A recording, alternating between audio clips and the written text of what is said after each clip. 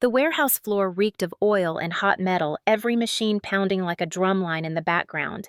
I pushed the rims of my wheelchair folder balanced on my lap, the hum of fluorescent lights above turning the air clinical and cold. My stepdad's boots struck the concrete in a heavy rhythm. He stopped dead in the middle of the aisle, right in my path, and smirked. "Well, if it isn't our company's mascot," he sneered, pitching his voice so everyone could hear. He bent slightly, tapping his knuckles against the armrest of my chair. "Roll on through, sweetheart. Try not to slow the line down more than you already do." His laugh was sharp, echoing over the clang of steel.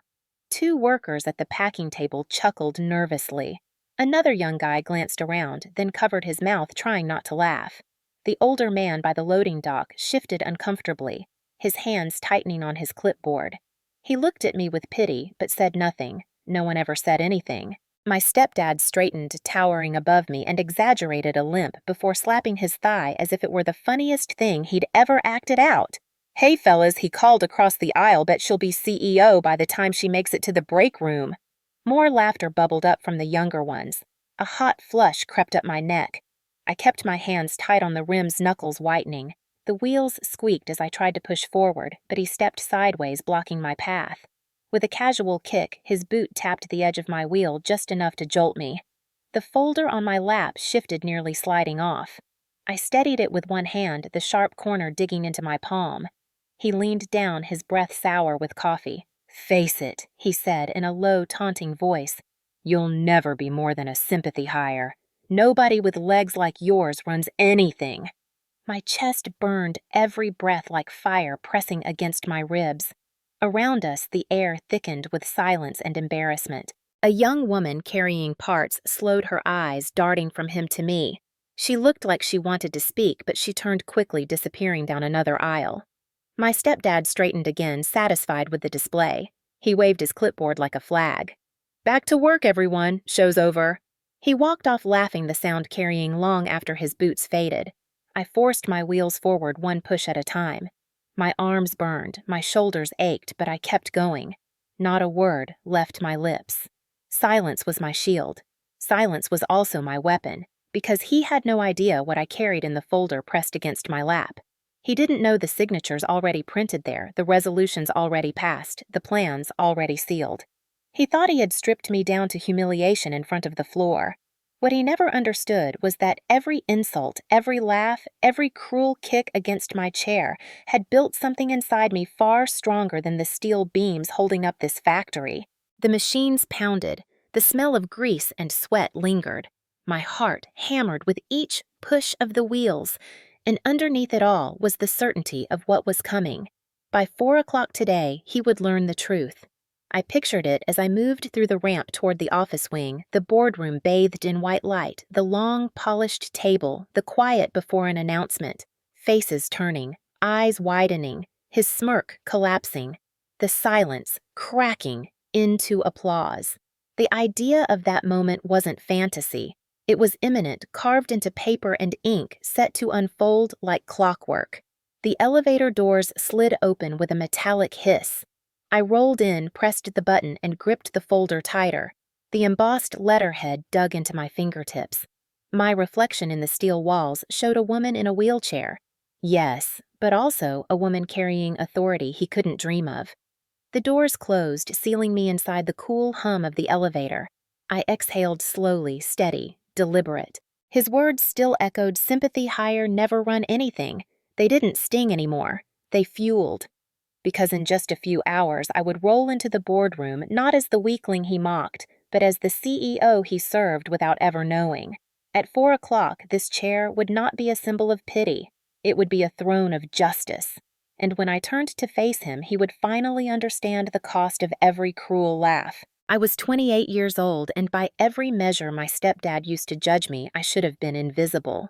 Female, disabled, quiet. The kind of person he could brush past in the hallway and never imagine mattered. But what no one on that factory floor knew, not the young men who laughed nervously with him, not the older worker who looked away in shame, was that the company they labored in was mine. My mother had built her shares, carefully guarding them in a trust after my father's death. She wanted a wall around what was left of his legacy, a wall that no second husband could scale. When she remarried, she made sure every lawyer, every signature, every clause locked her new husband out of those shares. On paper, ownership flowed through a holding company.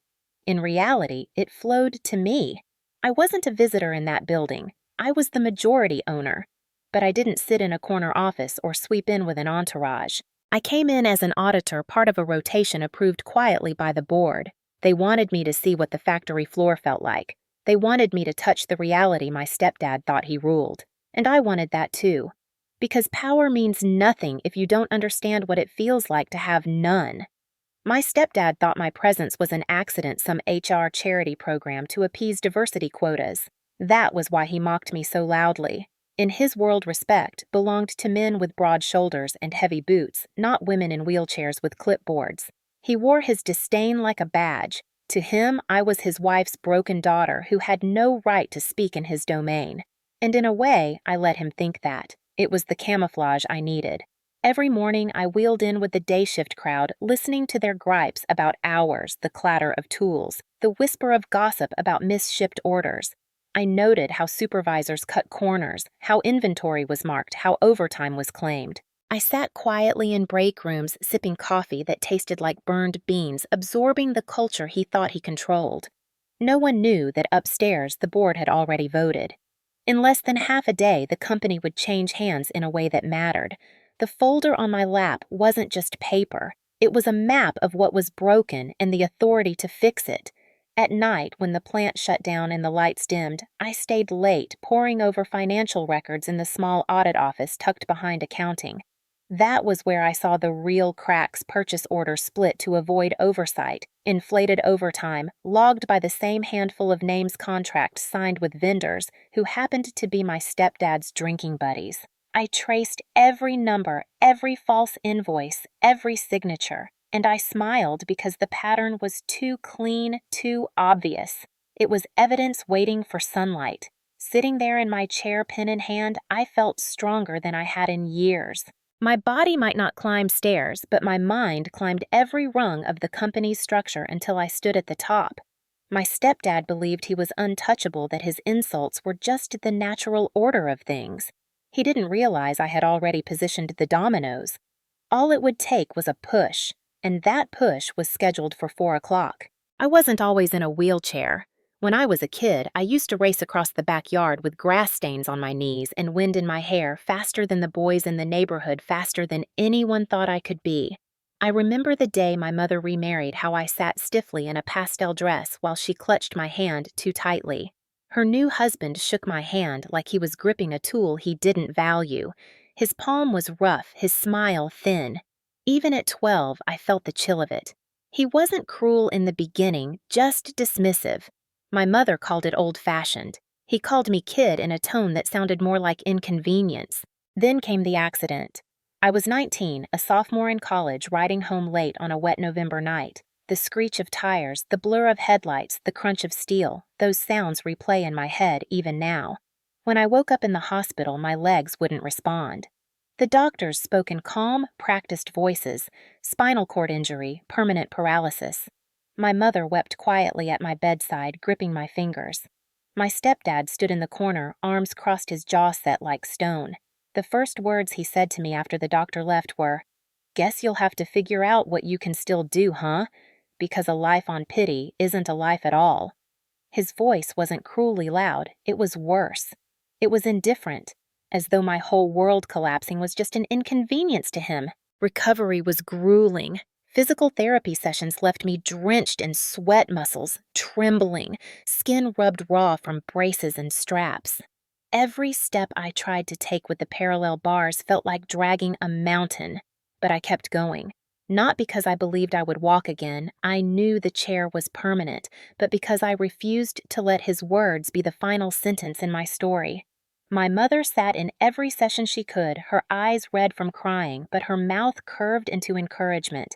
She told me over and over, "Your strength isn't in your legs, it's in your mind. Don't you let him convince you otherwise." At home, though, his disdain filled the walls. I'd wheel myself into the kitchen only to hear him mutter, "Move faster, would you? We don't have all day." When guests came over, he spoke over me, introduced me as my wife's daughter, without ever using my name. Once, when I dropped a glass and it shattered across the tile, he sighed loudly. "This is what happens when someone can't handle even the basics." He never shouted. He didn't need to. His contempt was steady, quiet, corrosive. I learned to study late at night after they went to bed so I could work without the weight of his eyes on me. College textbooks spread across the kitchen table, the lamp casting a pool of light over my notes. I poured myself into finance and accounting, fascinated by the way numbers told the truth no one could hide. Numbers didn't mock. Numbers didn't lie. I graduated near the top of my class, then pushed through to an MBA.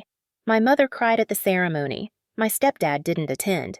He said graduations were a waste of time for people who had better things to do. When my mother inherited my father's shares, she protected them like treasure. She'd watched how her husband treated me, how his contempt deepened over the years. Quietly, she met with lawyers setting up a trust in my name.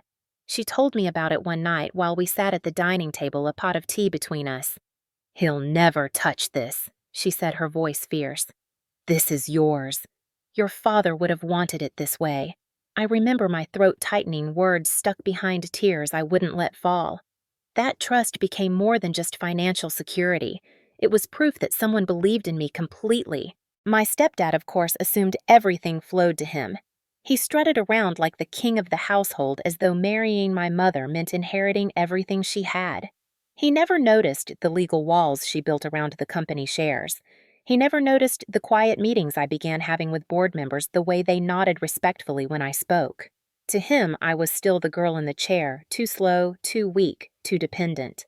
But I never forgot the sting of those years. I never forgot the way laughter followed me down school hallways when friends imitated my limp in the early months after the accident. I never forgot the way my stepdad once helped me down a curb by yanking my chair too fast, nearly sending me sprawling into the street, then chuckled as if it were a harmless joke. Those moments hardened into something inside me, a steel resolve sharper than any edge in that factory. By 25, I was working in corporate finance, keeping my name quiet, my progress steady. My stepdad thought I was shuffling papers in some back office. In truth, I was learning every thread of the business, weaving myself into the structure he couldn't see. I traveled to meetings in New York, sat across from auditors and attorneys, spoke in boardrooms where my chair rolled as confidently as any pair of polished shoes walked. And every time I signed a document, every time I held a balance sheet, I remembered his voice telling me I'd never run anything. The more he mocked, the harder I worked. The more he dismissed, the sharper I became. It wasn't revenge that fueled me at first. It was survival. But survival has a way of turning into power when you refuse to bow. And power, once you taste it, demands to be used. Looking back, I see how every cruel word shaped the path to where I am now. His contempt forced me into nights of study. His indifference after my accident carved out the hunger to prove my life had weight. His constant laughter at my expense hardened me to humiliation until I could carry silence like armor. Without realizing it, he built the very thing that would destroy him. By the time my mother grew ill, the trust had already transferred to my name. She held my hand in the hospital, her voice soft but firm. "Don't let him scare you. This is your time. Take what's yours and protect it." When she passed, grief burned through me, but beneath it was clarity. Her final gift wasn't just shares, it was permission. That was the foundation under the folder I carried now. Those years of silent study, of biting back tears, of pushing through therapy while he smirked. It all led to this. He thought the chair meant I was trapped. He thought silence meant weakness. He thought mocking me in front of a factory floor proved his dominance. But the truth was already written in contracts, sealed with signatures, waiting for the moment the world would see. The girl he dismissed was gone. In her place was a woman with ink evidence and authority. A woman who had been forged in contempt and risen through fire. And soon, the man who thought himself untouchable would find out just how wrong he'd been. After my mother passed, grief pressed on me like a weight that had no edges, no relief. But it also sharpened my focus. She had left me not only her love and her memory, but her protection in the form of majority control of the company. I sat alone in her study on the night after her funeral papers spread across her desk, the trust documents heavy with her signature. I ran my hand over the embossed seal, feeling the indentation like a promise pressed into my skin. It was time to step out of survival and into command. The first step was learning everything from the inside. I didn't announce myself to the board as their new power broker, not yet. Instead, I asked for rotations. I requested to shadow departments to audit systems to spend nights with the finance team cross-checking invoices. They agreed, intrigued by my hunger and perhaps moved by respect for my mother's foresight. That was how I ended up wheeling into the factory every morning like a low-level auditor, a clipboard on my lap, questions on my tongue. At first, people ignored me. Supervisors brushed past my questions, answering curtly. Floor workers gave me polite nods, unsure of who I really was. My stepdad, of course, dismissed me as nothing more than a box-checking exercise forced on him by HR. "She's here for show," I overheard him tell a vendor once. "Let her look at the numbers. She won't understand them anyway." I filed that remark away, just like I filed every invoice and every receipt he tried to slip through. Late at night after the plant shut down, I stayed in the small audit office, the glow of my laptop reflecting off the window. I traced patterns through the financial system. At first, it looked like nothing, just ordinary expenses. But then, I noticed the splits. Purchase orders broken into smaller amounts, always just under the threshold requiring senior approval. Over and over, the same vendors appeared, companies with no websites, addresses that led to empty lots, contact numbers that rang to voicemail boxes with generic greetings. My stepdad's name appeared on approvals again and again. I brought my suspicions to the general counsel, a sharp-eyed woman who had worked with my mother for years. Together, we hired a forensic accounting team, discreet but thorough. They combed through 90 days of transactions and confirmed what I already knew, skimming kickbacks falsified over time. The trail pointed straight to my stepdad and a handful of his loyal supervisors. The day the auditors slid their report across the desk to me, I felt the weight of every insult he had ever hurled. I thought of the way he once kicked the wheel of my chair in front of the line. I thought of the laughter in his throat as he mimicked my movements. And then I thought of how satisfying it would be when the evidence, not my anger, spoke for me. I didn't rush. Power is wasted if you reveal it too soon. Instead, I prepared carefully. I sat with the board, outlining not just his misconduct, but my plan for reform, transparent vendor vetting, a digital purchase order system, anonymous reporting channels, a strict overtime review. I presented the numbers in calm, steady tones, and when I finished, the chairman leaned back and said, "You're ready." 2 weeks before the scheduled quarterly meeting, the board voted, unanimous. I was to be the next CEO, with formal announcement to come at the company-wide gathering. I signed the acceptance letter with hands that trembled not from weakness but from the enormity of it. In the days that followed, I continued my rotation quietly. I let him mock me in the halls. I let him roll his eyes when I asked about vendor contracts. He thought my silence was submission. It was strategy. I walked, or rather wheeled, through the plant, gathering not just evidence but impressions, noting who averted their eyes when he barked, who stiffened under his comments, who whispered apologies to me when he was out of earshot. I was building a map of the culture I would inherit, a culture poisoned by his arrogance but ready to heal. At night in my apartment, I spread the audit documents across the table and built presentations. Charts of cost overruns, graphs of overtime abuse, photos of vendor addresses that turned out to be empty parking lots. Every piece of evidence sharpened the blade. By the time the announcement day came, I was armed with more than a title. I was armed with truth. The morning of that day, I wheeled into the factory with the same folder on my lap. My stepdad intercepted me with the same sneer, the same sharp laugh. He thought he was showing off for the workers. He didn't know the stage was being built for his collapse. The humiliation he served me that morning was almost poetic. He gave me the perfect prelude to the reveal that would end him. As I pushed toward the elevators that afternoon, I felt the building's pulse differently. The workers moved with their usual rhythm machines, clanging forklifts beeping, but beneath it all was the silent drumbeat of change. I carried the folder tightly, my heart steady. In less than an hour, I would roll into the boardroom, not as the girl in the chair he mocked, but as the woman who now held the company in her hands. The climb had been brutal, it had been lonely, but it had also been inevitable. Every cruel word he threw at me became a rung on the ladder, and now at the top I was ready to pull that ladder up behind me and leave him stranded in the pit he had dug for himself. By the time the clock crept toward 4 o'clock, the entire building felt heavier, as if the air itself knew what was about to break open. The warehouse floor buzzed with routine machines, hammering forklifts, beeping radios, crackling, but my attention was fixed on the elevator that would carry me to the top level where the boardroom waited. The folder on my lap felt less like paper and more like a blade. My stepdad had been in rare form that morning, strutting across the factory floor like he owned every bolt, every pallet, every breath of the people who worked there. He had mocked me so publicly I could still hear the echo of his laughter in my bones. He thought that display had humiliated me. What he didn't realize was that he had provided the perfect opening scene for the play I was about to stage. The elevator doors opened onto a carpeted hallway, the noise of the plant replaced by the hush of corporate space. Fluorescent hum gave way to soft, recessed lights. My wheels whispered across the carpet as I moved toward the double doors at the end. A security guard in a blazer nodded and swung one door open. "They're ready for you, ma'am." Inside the boardroom gleamed with polished wood and glass.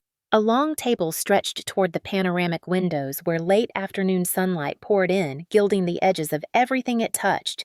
At one end, the chairman stood. Arrayed along the sides were executives, senior managers, and key supervisors, dozens of faces turned toward the door. Among them, leaning back with casual arrogance, was my stepdad.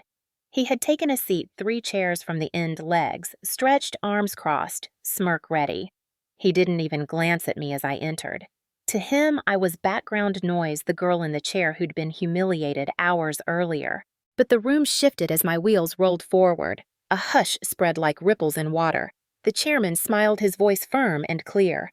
"Ladies and gentlemen, thank you for being here. Today marks a turning point for this company. We've navigated challenges, we've faced scrutiny, but we've also prepared for a stronger, more transparent future." He paused, gesturing toward me. "It's my honor to introduce the person who will lead us into that future, our new Chief Executive Officer." My stepdad's smirk faltered, the corner of his mouth twitching downward. He straightened, confusion knitting his brow.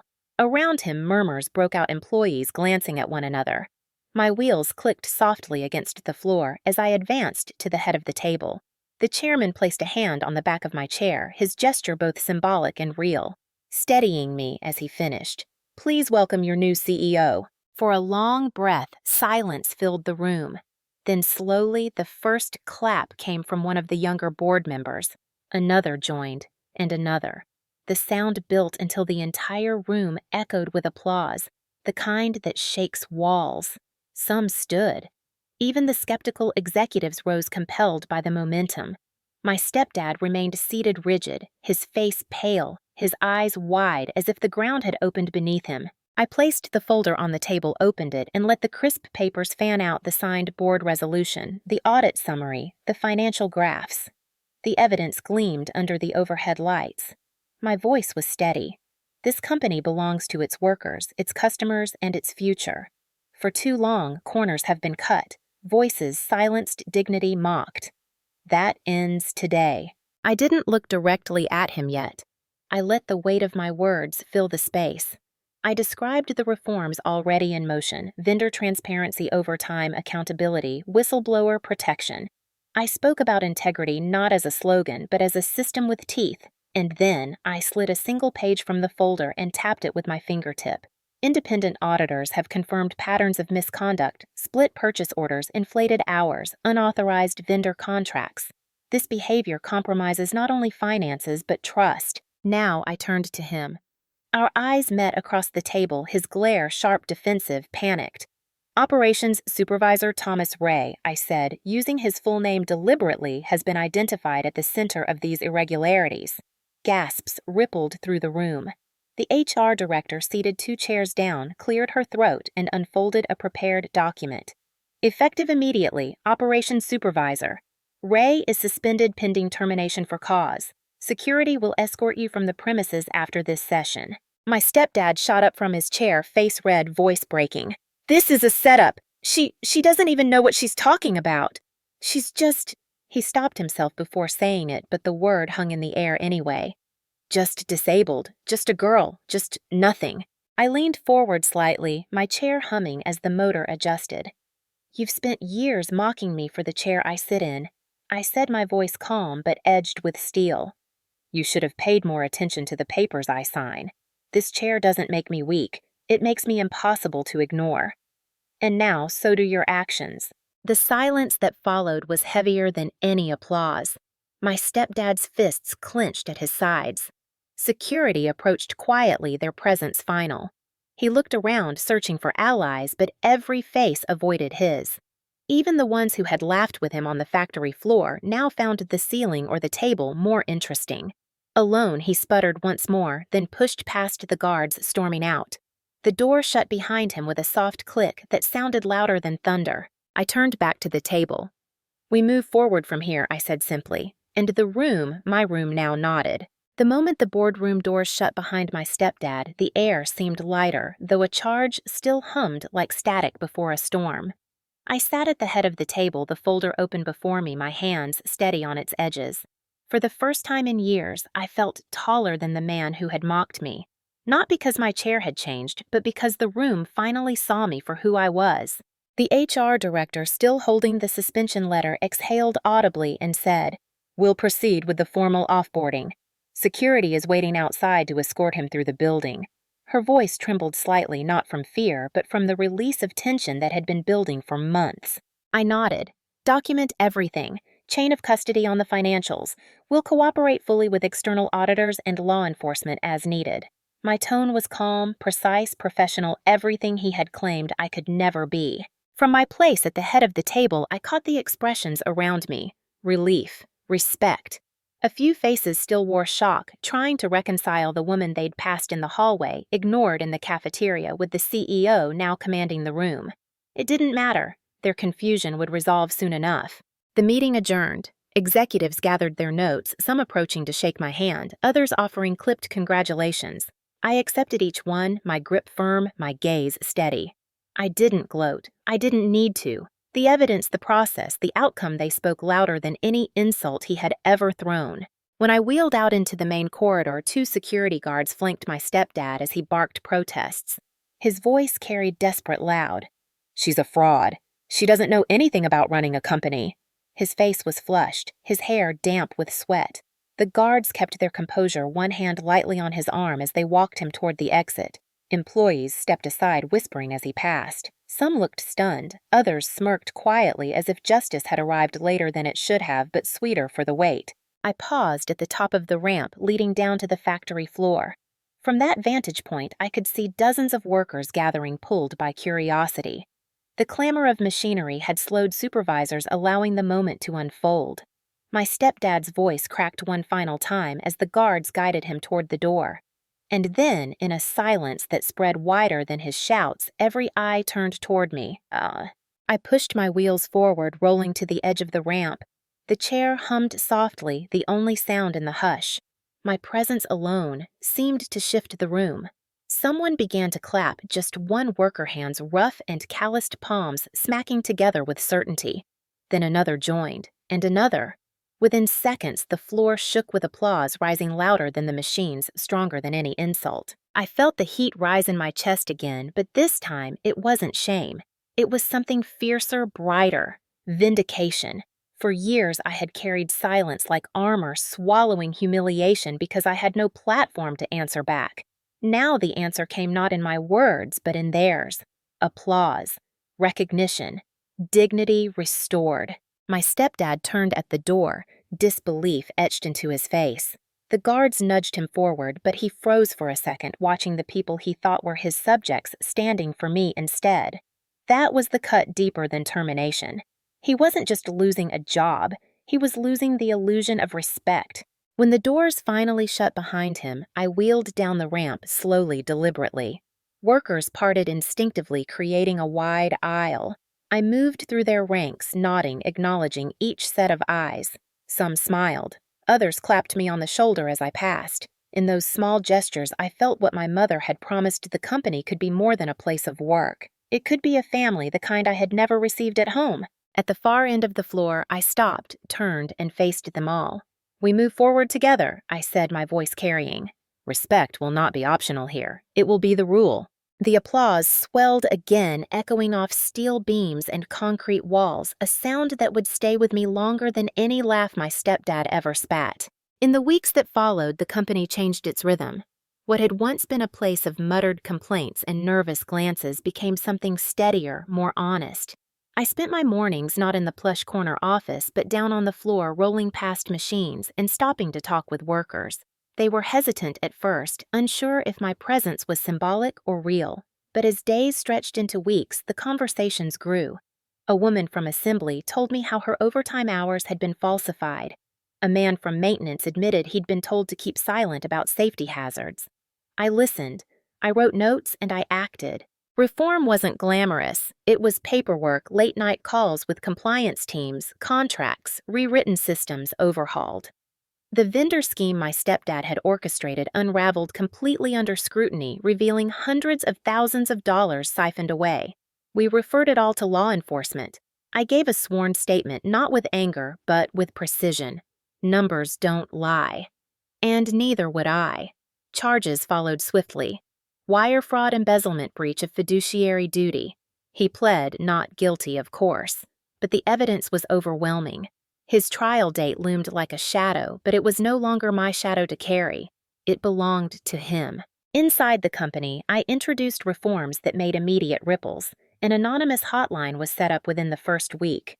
Within a month, purchase orders required digital signatures traceable across departments. Within 3 months, vendor contracts had been renegotiated, every shell company purged. HR received authority to investigate harassment with direct reporting to me.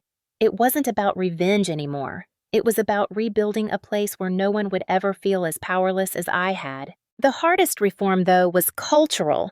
I gathered supervisors in the break room one Friday afternoon, the air thick with the smell of coffee and machine oil. I spoke plainly. We don't build respect by waiting for rules to enforce it. We build it in how we treat each other daily. If someone is mocked, if someone is dismissed, it stops here. And if it doesn't stop, there will be consequences. My voice didn't waver.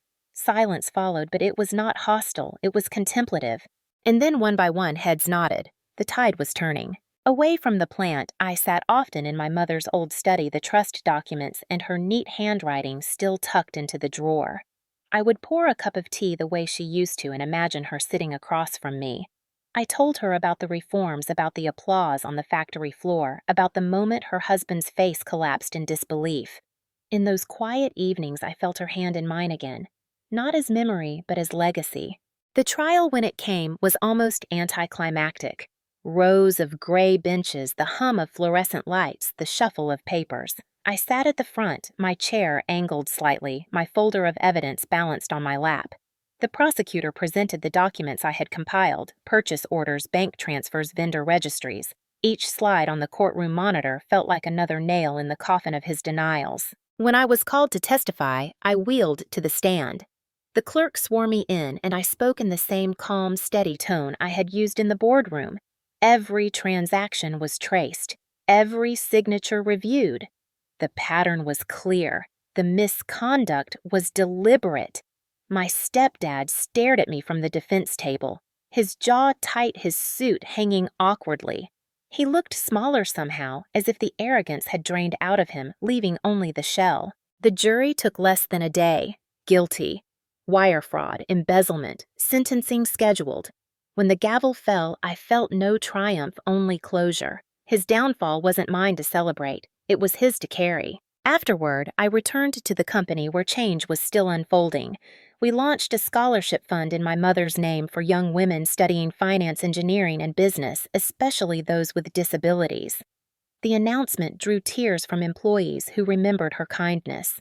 Your mother always believed in fairness, one said. Now it's part of the company's fabric. The factory floor transformed too. New safety rails were installed. Training programs expanded.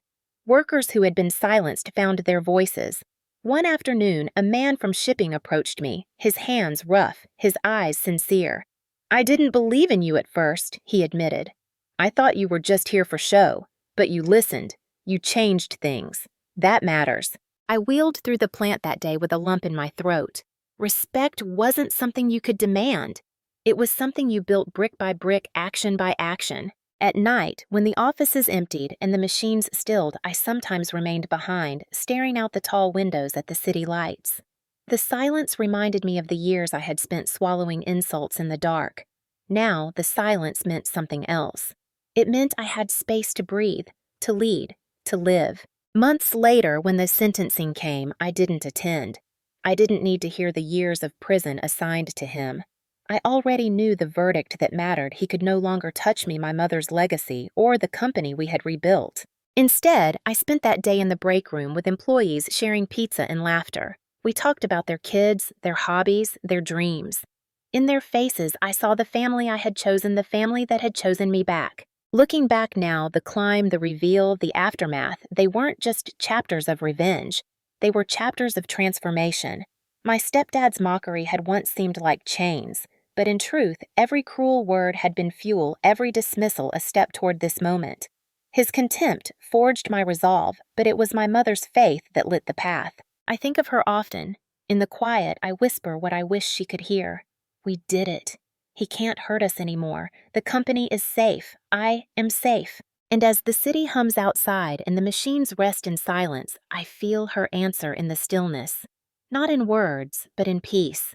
I don't dream of revenge anymore. I dream of legacy, of scholarships awarded in her name, of workers who go home unmocked, unafraid, of a company that stands for something more than profit. The girl he laughed at is gone.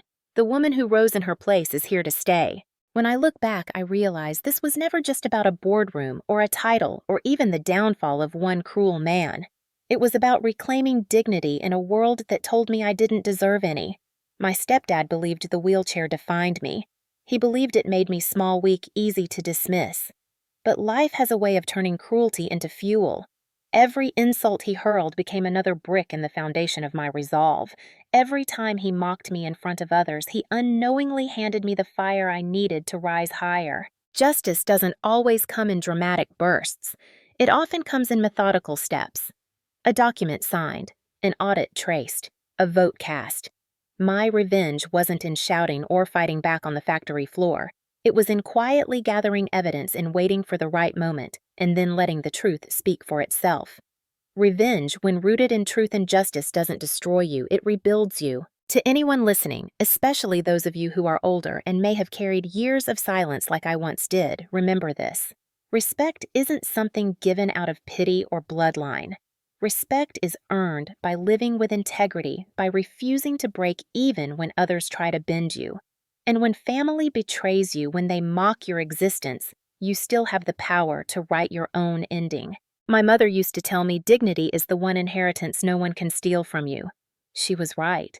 He tried to take everything, my confidence, my worth, my place in this world, but he couldn't take my dignity, because I wouldn't let him. So I'll leave you with this moral: family by blood may fail you, but family by respect and action will never let you fall. Choose carefully who you let define you, and never let mockery be the last word. If this story resonated with you, I want to ask something small in return. Take a second to hit that like button. It helps more people hear stories of justice and resilience. If you're part of our community of viewers over 50, share in the comments where you're watching from and whether you've ever faced a moment where dignity was all you had left to hold on to. Your words might inspire someone else who feels alone right now. And don't forget to subscribe.